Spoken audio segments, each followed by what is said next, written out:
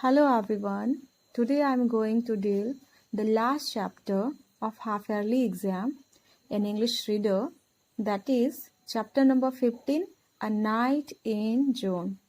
This chapter means this poem is written by William Wordsworth. So now I am going to describe a short description about him. Okay, so look here. This picture is related to William Wordsworth, right? William Wordsworth was a major English poet who, with Samuel Taylor Coleridge, launched the Romantic Age in English literature with the 1798 publication of lyrical ballads. Some of his famous poems are The Prelude, I Wandered Lonely as a Cloud, and The Solitary Reaper. While the poems themselves are some of the most significant in Western literature, it is the preface of the second edition that remains one of the most important testaments to a poet's view on both his craft and his place in the world.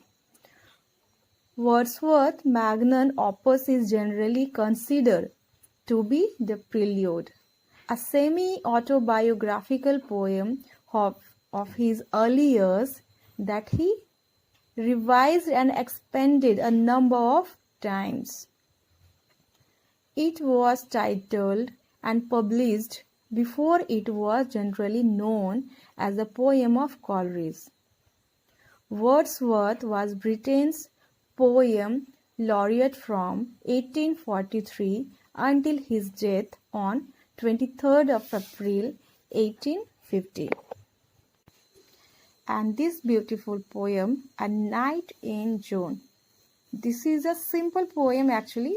This is a simple poem on a surprisingly mundane event, a summer evening. The poet talks about the beauty of a summer night. Wordsworth describes the beauty in a simple yet enduring way. The purpose of the poet is to bring the readers closer to nature. Okay, now I'm going to explain the poem paragraph wise. Let's read the poem. The sun has long been set. The stars are out by twos and threes. The little birds are peeping yet among the bushes and trees. So in this paragraph, first paragraph, the purpose of the poet is, you know very well that he wants to bring the readers closer to nature. So in this paragraph, he starts by telling that the sun has been set and the stars are out in the sky by two or threes. He is hinting that it is dusk time and birds are still chirping in the bushes and trees. He even mentioned the birds chirping at this hour of the day. Now come to the second paragraph. There's a cuckoo and one or two thrushes, and a far-off wind that rushes, and a sound of water that gushes, and the cuckoo's sovereign cry fills all the hollow of the sky. So here in this second paragraph, there are cuckoo and thrushes. He even hears the sound of wind that rushes, the water that gushes, and the silence and hollowness of the sky is filled with the sound of cuckoos. Okay, the sound of cuckoo's sovereign cry. It is then that the poet juxtaposes nature versus social events.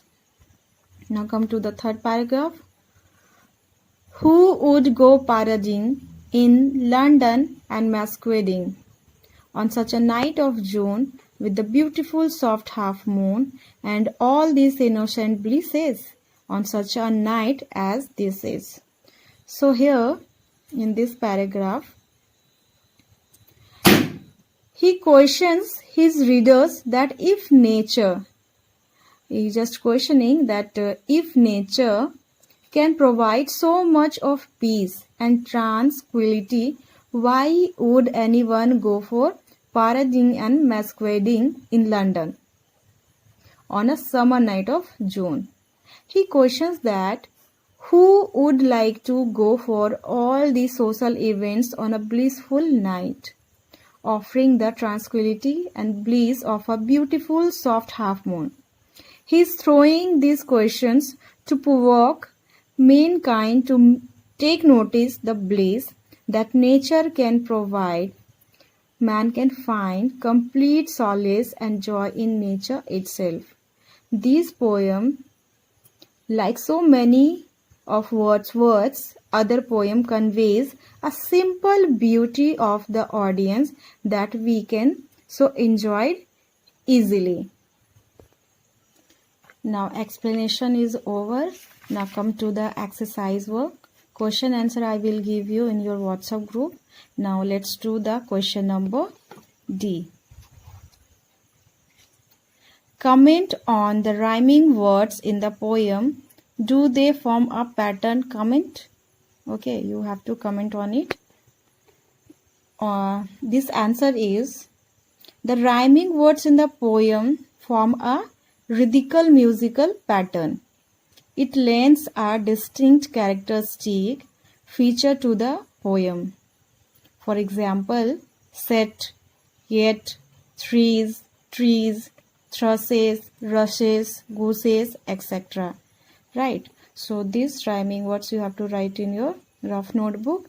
And come to the question number E.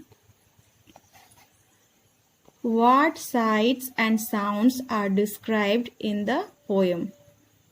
So, the sights are the setting sun, the stars in the sky, the bushes and trees, the sky, the half moon. Okay, this one I am repeating.